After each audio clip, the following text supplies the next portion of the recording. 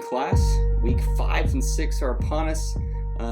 We will be doing the midterm next week, but I hope you've reached out to your groups. If you have any questions about that, let me know. As you can see behind me, I've been in the middle of a move. It has been a process, even so much so I lost my facial hair in the move, but I will get your grading completed actually as soon as I post this lecture. That's my plan for today. I've had a lot of work, administrative work that isn't necessarily my job description, but I've been in charge of leading the charge for a youth development undergrad minor here at the university. So very excited about that. Developed about 6 different courses, but have been again reviewing your CRFs. The big criticism of that is just detail. If there's a key term, find some key terms that stick out to you. You'll notice that I've added a little bit more reading outside of SkyPack, which is, it's not unbearable, but I think it's important to have a different, comprehensive view on some of these topics. And I'm looking forward to reviewing your midterm videos and also your individual feedback from those questions that I posted. I think that's a chance for you all to connect with classmates, to share personal experiences. Some of you have really tied some of your own anecdotal experiences to the literature, which I really enjoy reading that. And the critical reading forms, again, are these academic bookmarks that will allow you to reflect on later in the program, especially during your capstone experience. But nonetheless, I hope you enjoy this lecture. This, again, is talking about the environments. Well, it used to be on my desk, but here we go. This is a really great book, Helping Children Succeed, What Works and Why, Paul Tough. Simple read. I think it took just a day and a half to read, to be honest with you. Discusses poverty, discusses the whys and hows of connecting with young people. And this would be a really great book to read. I know some of you are doing your book review right now, but just over the Christmas months, perhaps, if you have some time. But we're going to talk about environments. We're going to look at what makes a good program, and good and bad are very subjective. But when I say good, I mean we're hitting those principles of physical and psychological safety. If it's clear, consistent structure. There are some intentional efforts to integrate schools, communities, families. That's what I mean by a good program. Hitting those 8 essential qualities of a program design. So. Enjoy this lecture. It's a bit lengthy, but again, you can take it in bite-sized pieces if you like, going through some of the content. And I'm going to be referring to a textbook that I use in some other courses, but it's okay if you don't have that textbook in front of you. And I will talk to you all soon. If you have any questions, again, feel free to reach out, call me, or email me. The environments and systems, this is pretty important, and this leads really well into positive youth development. But we're going to start off with Yuri Brofenbrenner and Dr. Morris with this idea of process, person, context, and time. So as you see in the slides, the process is that interaction between the organism and their environment, that proximal processes. So these interactions can enhance the personal development of a youth. And then you go into the person, okay, the person, that's their the demand characteristics that we saw from the reading, the age, gender, appearance, the resource characteristics, past experiences, their intelligence, skill set, and then force characteristics, motivation, nature of your being. Brofenbrenner continued on with this idea, the ecological systems theory, and he split that up into those 4 systems: the microsystem, meso, exo, and then finally the macro system. But in this idea of context and time, microtime, what exactly is happening in the proximal process, what is happening right now. Meso, the length of time a person occurs in one's environment. And then the macro time, the chronosystem, that's historical circumstances present within the process. But looking at this systems theory, so as you know, the microsystems are the environments such as the home, school, places where significant time is spent. Here you can see this is based around the individual, based around the youth, so that microsystem. And then the mesosystem is the set of all interacting settings. So you got the home, child care, school, within which the child may behave at a particular time in his or her life. Then you go into the exosystem, and the exosystem is composed of settings within which the child does not behave. So the child may not ordinarily be present in a parent's office or in a courtroom, but that could influence the child because these settings affect people with whom the child has a relationship with, i.e., Parents have a bad day at work, they come home, and then that interactions that the parents had at work can influence the child and their relationship. And so this has to do with structures within the microsystem. And then the macro system, that contains broad institutions, society, components of its culture. So that's the media, public policies that affect all people, including children living within society. Bronfenbrenner describes the role of historical change, which, as I just mentioned, is the chronosystem, and that all the systems within the ecology of human development. And he notes that at different times in history, new settings may exist for children. So you think about now, children being digital natives, and this is adding on and how social media can tie into each one of these systems. Hopefully be able to watch the videos I've posted within this slideshow. So the point of an activity, and so here's an activity just to put in per play.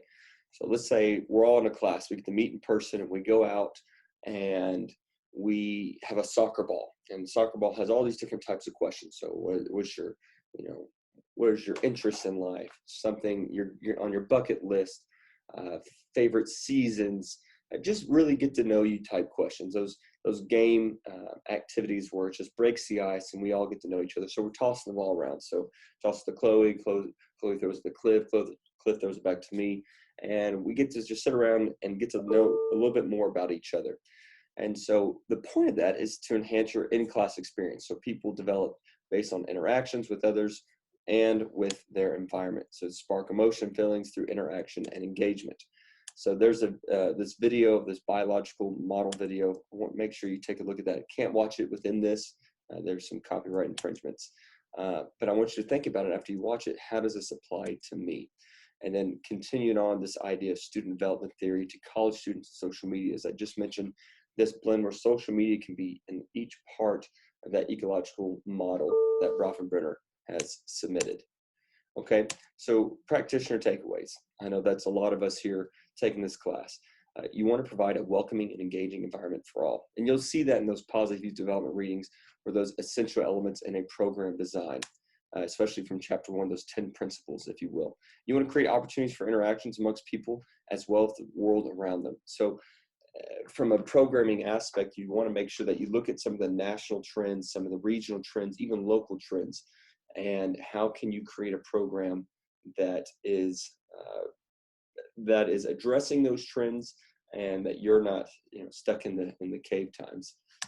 And then personal characteristics greatly influence development. So let people know, let people be who they are. You got to meet the students where they are, embrace the differences. So then positive development and relational development systems. Dr. Lerner is just a huge influencer in positive development. So PYD, it's a developmental process. We know that the philosophy and approach to youth development programming is using this idea of PYD. And PYD is not something that's been incorporated for hundreds and hundreds of years. This is new research. This is a new concept in how we program. Even in the 1980s, there wasn't this idea of PYD as we saw in our past readings. It was more teenagers are an issue. We need to fix them. We need to create programs to reduce their risky behaviors because adolescents are, in a sense, bad. But now we realize that they're a resource that should be a co-creation, bi-directional relationship when programming. So as instances of youth programs and organizations focus on fostering healthy or positive development for youth. So let's look at that from a developmental process. Mutually influential relations. So that's what I talked about, that bi-directional aspect. When I'm running a program, it should benefit both parties involved. It's not, this is what I think they need, let me run a program for these kids. There's a two-way street here. Its potential for change is a fundamental strength in development. So getting youth opportunities to be able to understand their characteristics, to develop their 21st century skills. Hopefully your program notes the 5 C's, and then eventually that 6th C will come about as far as contribution. PYD is an approach to programming. Well, programs that use this approach, when they see that PYD should be the foundation of their program, they recognize that youth as young people can be a resource, and they're not problems, as I just mentioned earlier. Reiterate that youth have strengths and can contribute to society. And so that's the difference in some of the programs historically, is there was an issue with youth just being a problem. Let's just fix it and move forward. And when you have that type of relationship with children, um, as they grow older and then they become contributors to society, there's an issue there where now they believe the next generation is a problem. So we want to try to create an idea of PYD, and we'll get to more of that later on in the slideshow. Provide opportunity for youth to find themselves and grow. As I mentioned, the youth are going to come to you with a lot of different skill sets. So you can't just assume that everyone's going to be at one level. You have to provide opportunities. And as we saw the week before, as far as motivation and the theory of flow, we got to provide challenges that meet their skill level, but just can't expect everyone to be at a certain skill level. And you got to create a safe and inclusive environment. That safe environment is one of those essential elements when creating a program for youth. As far as developmental opportunities, you focus on fostering the health and/or positive development of youth. So you try to build them up rather than break them down and rebuild. Challenge youth positively to instill confidence and motivation. So looking at this slide, I want you to look at this quote. It's from page 613. I want you to see if you agree with this statement. Do you think they are resources to be developed, or I'm just curious what your thoughts are. And I want you to look at that and compare it to some of the readings that we've had, and hopefully your mindset is, when I work with youth, they're a resource. They have skill sets. There are good things about them that can be brought out, and it's my job to run a program that gets the best out of the youth. Epigenetics, if you click on your PDF, you'll have this nurture versus nature link. So on your PDF, it's a hyperlink here. So I encourage you to watch these videos. And a lot of you actually wrote about this one. This is one of my favorite articles because there's that mindset, if you build it, they will come. But as we saw, there's some perceived type of unmet needs. So programs to reduce risky behavior, programs to improve school performance, programs to meet the need for childcare. But research showed that unmet needs was not being accurately measured. So that was where the researchers said we need to define what unmet needs is actually. So notable findings: many after-school programs have unfilled spots. Well, there's a lot of reasons for that, and this article specifically focuses on some major cities. So it obviously can be different in rural areas, but we're going to focus on what they researched. 50 to 60% of children are light participants. So not necessarily the duration and the frequency that you would like to see if you're running a program. And then parents' education levels, income, and race affects satisfaction. And one of the largest barriers is the lack of information about available programs. So how are we getting information out? Simple emails or sending things through the mail. They've got to figure out effective ways to communicate with your community in which you're trying to serve. So I would love for you at this time to go to placement.org. And the idea behind this is it puts a different perspective on this article we just read. This article, you see there's available spots, people aren't attending, maybe the parents didn't agree with the importance of this program, but this puts a different light on some situations that families will run into. It really focuses on this idea of resource management, financial literacy, how to make certain calls. Do you spend money here on medical bills, or do you send your kid to an after-school program? I think this is a great resource that actually a graduate student shared with me that students should go through to realize, man, even though my program is so great, is it a fair opportunity? And understanding that not every program is for every kid, but there is a kid for every program out there. So just understanding that sometimes programs cannot reach everybody, and that's okay. Be driven to your mission statement, be focused who you're serving, but not everything is just available as we may think. Why aren't they sending their kids? What's the reason? Well, here's a great resource to understand. So as you finish that, I want you to think of some financial hardships that can affect the parent's perspective of after-school programs. So after you run through this, I believe it gives you about a month's time and see how far you can make it. I think the first time I made it was about 8 days. And you have to make some really tough decisions. You really do. So takeaways from practitioners: parents need to be educated on available programs. Uh, I think I've mentioned before, there's the Harlem schools, and one thing that's so successful about the Harlem schools and the Harlem zone, I believe what it's called, is there's a direct line of communication to the parents. There's a direct line from not just the kids go to school and they just talk with the kids, but it's it's it's a full-on buy-in from the community. So the community buys in, the students buy in, and the people working at the schools buy in. That's a very hard thing to do, but if it's done correctly, right, everyone buys in and everyone's educating each other, there can be some success. Programs need to work to overcome structural barriers, as we just mentioned: race, income, limited communication. The need and demand are not the same. So need and demand, make sure you understand what the need is. And then community-based participatory research, what they do is they go into the community and find out what exactly that need is, and then directly create programs for those needs, and not just assuming this is what this area needs.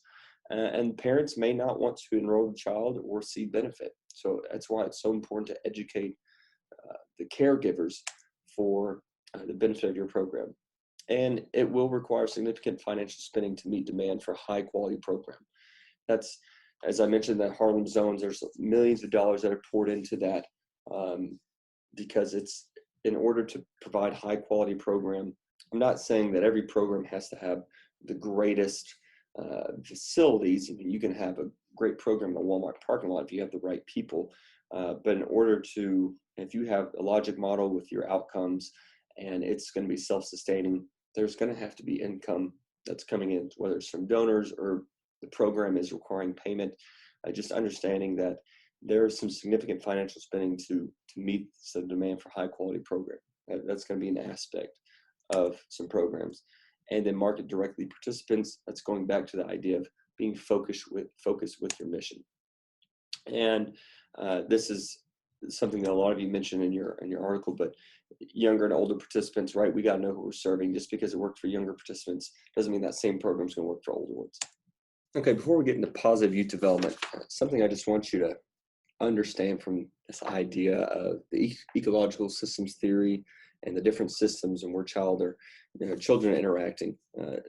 Dr. Lerner has built on the ecological approach from Brofenbrenner, and he focused on the role of the child as an active agent. So I've mentioned that youth are not just a passive participant in their environment. Instead, Dr. Lerner really stresses that they're an active agent in their own development.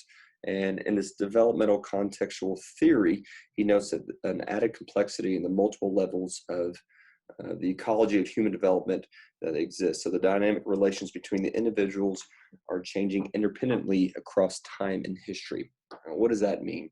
That means, for example, parents, obviously, or caregivers, are a major influence in that child's development. And so the immediate caregivers, yes, we're programmers, but we're on the outside. We're talking about that immediate microsystem. And with that development through infancy, the childhood, and even arguably a majority of adolescence, that caregiver really influences that child. Well, what Lerner's trying to tell you tell us, is that children also influence that caregiver. And so when you have that, children are then shaping a key source. They're shaping the parent. Their behaviors, their actions are also influencing the caregiver and how that caregiver influences them. So what that does is there's complexity there. There's bi-directional relationship. And children are then shaping a key source of their own development. In a sense, children are producers of their own environment. And the presence of such child effects constitutes the basis of a bi-directional relationship between parents and children. So children influence the parents who are at the same time influencing them. Wow. And what I want to stress to you is this is all new information. And by new, I mean the last 25 to 30 years. That's generations and generations and generations of practice behavior, and even though the history of adolescence, that came around in the 1900s when they pointed, okay, there's a different phase between children and adults. And Stanley Hall in 1904 understood that we need to focus on adolescence. So really, you're thinking about less than um, just over 100 years, that we've understood that there's a difference in adolescence. And now how we program to them has just recently changed in the last 25 years. So there's sorts of relationships with the social groups, and children and parents are engaged outside their roles. But the bottom line is there's a lot of complexity. Youth are active agents. They're not just passive participants. And so how we conduct our programs is very important. So positive youth development. Well, you've got the developmental assets. This is a short video, but it shows the importance of, it's not just the caregivers that are so responsible, but it's a community effort, right? The idea, it takes a village. And in this video, once you watch it, I want you to go to the next slide. So don't go to the next slide, watch this video. Now that you've watched the video, let's think about strategies for youth and cops. You saw one of those, I'm sure it brought up, if you've paid attention to any national trends lately, you notice there's a big topic of discussion: police officers and their communities. Well, one of the 40 developmental assets is, do they feel safe? Are they engaged with their community? Are they engaged with the officers? And one of the young men in the video says, I feel safe. I get to talk to my police officers in the community. Well, there's a great organization, Strategies for Youth, that focus on developing relationships between communities and their police officers, especially for youth. Now, as a youth programmer myself, this is something I've taken advantage of. They have great resources, and I encourage you, if you're running a program in the community, even for yourself, that way you can get to know the people and the police officers in your community. I think it's so important now than ever to make sure that our youth and law officers and just our youth and the community can connect. And that 40 developmental asset video is a great example of that. And the strategiesforyouth.org, great resources here. If you're running a program, you need some strategies, all it takes is a phone call. Get a few police officers and have conversations, and they provide really great resources for you there. So the Developmental Assets Search Institute, basically what it came down is you have internal and then external. And it breaks down to commitment to learning from those internal positive values, social competencies, positive identity, and then you carry over the external, that support, empowerment, boundaries and expectations, constructive use of time. A great exercise that I was able to participate in at some point in my educational career is this idea of, well, if I'm a young person and I'm going through life, what are some of the assets that I have? What are some of those developmental assets that I get to enjoy? So I really encourage you, look at the Search Institute and look at these 40 developmental assets, and then break it down and think if you're somebody that gets 10 external assets and 10 internal, compared to someone that maybe only has 5 and 5, or someone that has 20 and 20. And think about when they come to a program. If you have just young Timmy, for example, and for support, they're very lacking in family support. They don't have many other adult relationships. There's not a very caring school climate. Parents aren't involved in their schooling. And so what can that do for the development of that young child? Well, as programmers, we understand that we might have to fill some of those holes. And so how you program and the strategies and the intentionality of your programs is going to be very important. Now, I want to talk about Dr. Lerner's chapter with positive development. It has a lot of rich content. I put some highlights in these slides. I'm not going to read through everything. But I do want to mention one thing, this idea of religion, spirituality, and transcendence. So this is when people think beyond the self. Spirituality is a term that has been used in many ways, has numerous meanings, and it's difficult to define what it is. More often it's described by saying what it is not. So why is it important to take spirituality into account? Well, it's an important part of being human. Learning and developing our own spirituality involves developing a capacity to reflect and connect with the world. So what they see beyond themselves. Sometimes spirituality is linked to a higher being outside oneself. So that's An example of that is you can have a higher being, whether it's God, Yahweh, Allah. Others face describe it as something in connection with, so that could be the cosmos, or they seek union with that. But it's about making sense of our lives and understanding the story of how we fit with ourselves, others, and our environment. So that's what Dr. Lerner is getting at with this idea of this transcendence. When people think beyond the self and attribute to see significance in something bigger than themselves. So spirituality separated from religion. Then you have this idea of the stage, environment, fit, and the expectancy value theory. So that's Eccles within the text. And the expectancy value models understand the youth and the context relationships. And this holds that an individual's activities, choice, persistence, and performance are related to their expectations of success and the value of that activity. So in turn, it's associated with a variety of other personal and contextual factors. So the initiative aspect, how does initiative tie into youth development? Well, initiative, just from the definition, is the ability to be internally motivated to direct effort and attention towards a challenging goal. From motivation 2 weeks ago, we know it takes initiative, whether it's that intrinsic value or intrinsic motivation, right? I want the enjoyment of doing something, or I'm being externally motivated. But essential for a variety of positive development components. So leadership, creativity, civic engagement, etc. And the developmental partially should originate from current events and experiences.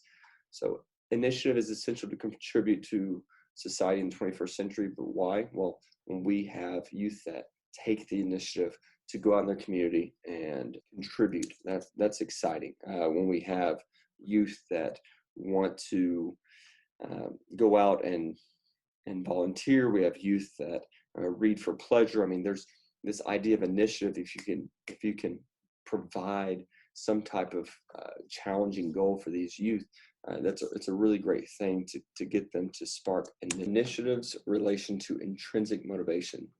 Well, as we see here in page 172, intrinsically motivated action in a vacuum or the confines of solipsistic, self-created, or delusion world does not constitute initiative. So what does that mean? It means when you talk about solipsistic, that's my mind. Everything in my mind is that's what's sure. Everything on the outside is unsure. We want to make sure that this idea of intrinsic motivation, it can be experienced alongside engagement in the environment. So we want there to be, I've used this a lot, co-creation. We want the child to be motivated in your program to accomplish a goal from an intrinsic value aspect. When you can reach that, man, it's some cool things can happen. So this concerted effort and engagement to occur over a period of time. It's not something that's going to happen overnight, but to keep them coming back, it's a cyclical process. So intrinsic motivation, you do something for one's inherent enjoyment, personal satisfaction, and it's not separable outcomes such as a trophy or prize, right? Some of you exercise for your own benefits. You go run a race, not necessarily to get first, but you run to achieve those internal goals that you have. So the PVEST model, and this Bill and Spencer, this is just the variance of the ecological systems theory, but I wanted to just talk about how youth perceive the same events in different ways. So you have a soccer game, a kid could look at that game and goes, the best game of my life, or the other kid goes, worst game of my life.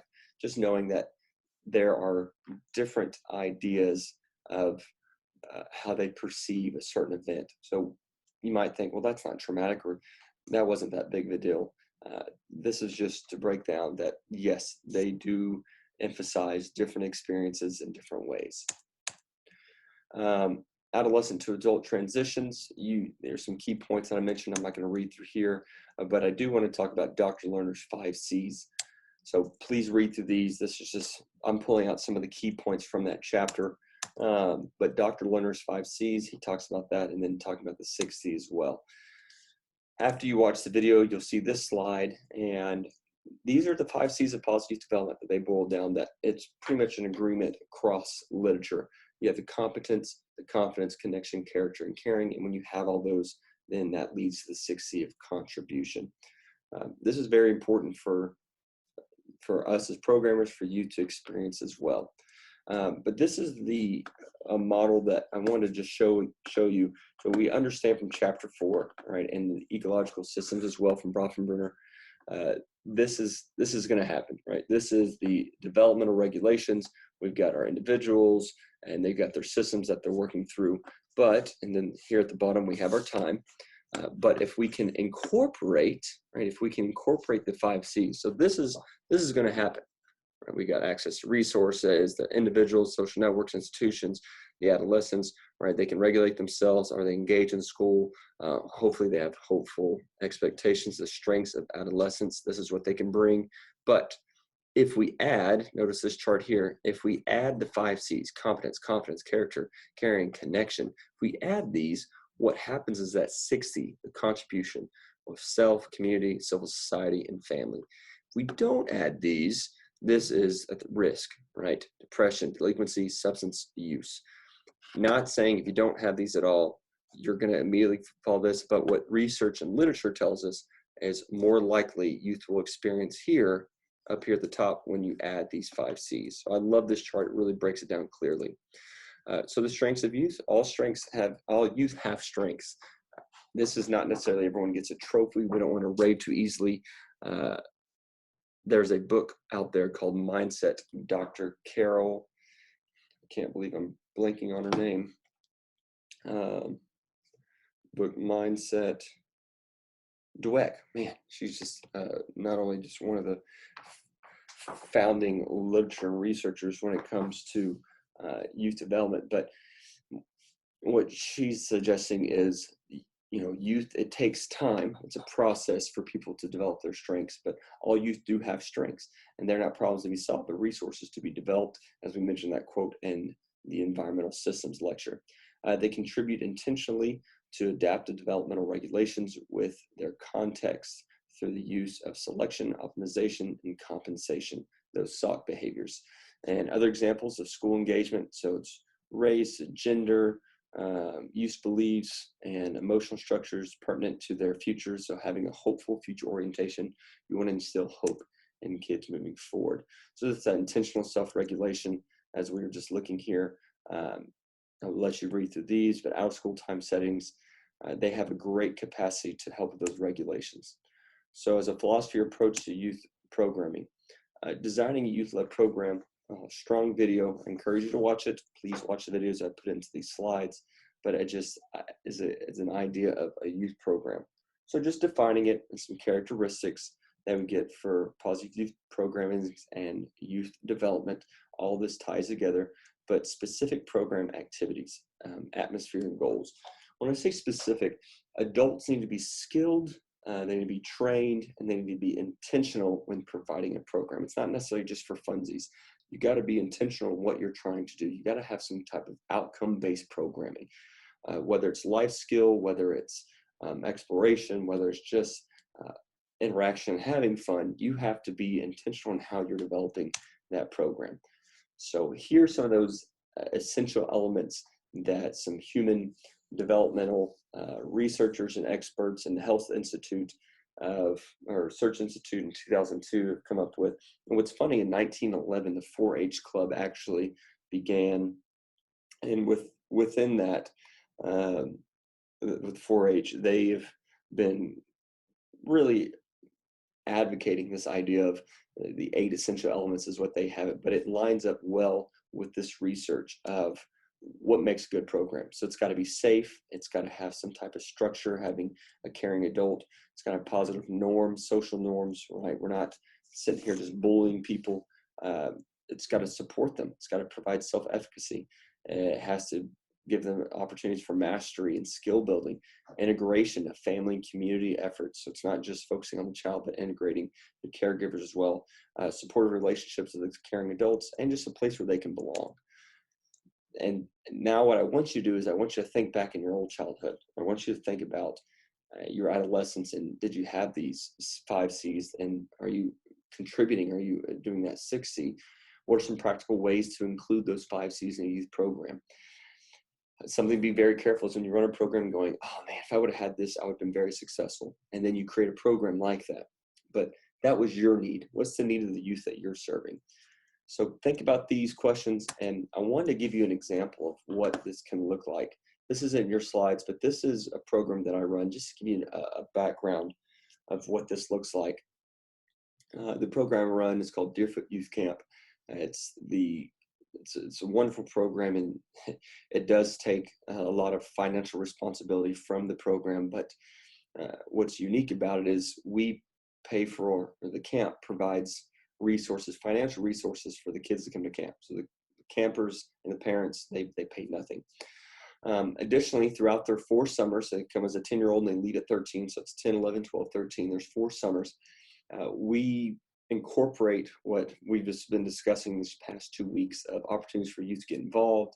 It's a 3-week residential camp, so they stay for 3 weeks, and then throughout the year, the campers have written letters themselves during the summer. We mail it back to them. It's about their goals and things they want to achieve, idea of instilling hope.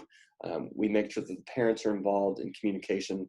We talk to the parents. We have opportunities for the parents to come to camp during the camp session. So it's taken a lot of work, but this is over 40 years of development with this program. It didn't happen overnight. There's things that we've improved on, still things that we have to improve on.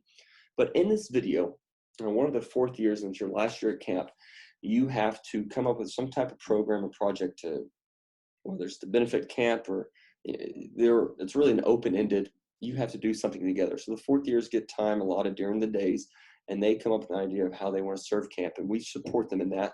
But it's really, we're guides on the side, not sages on the stage, and they get to come up with different ideas, and we discuss those ideas, and we talk about what's more realistic for the resources that we have, and then they go back and talk about it. So something they came up with is they wanted to write letters to Mrs. Reed. So Mrs. Reed actually just passed in January of 2020, but she was still alive at the time when they wrote these letters, and just saying what camp meant to them. These are all their words. All I did was hit record, and they talked.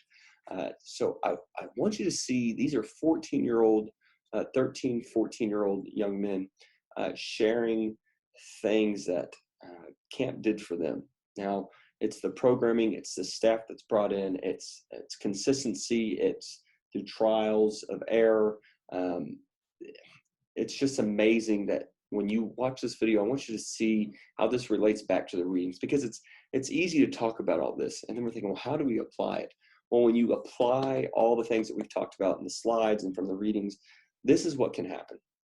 This is what can happen when we fill in those gaps, and we contribute, and we participate, and let the youth participate in being an active agent in their environment. So I'll stop talking. Let's see what this looks like.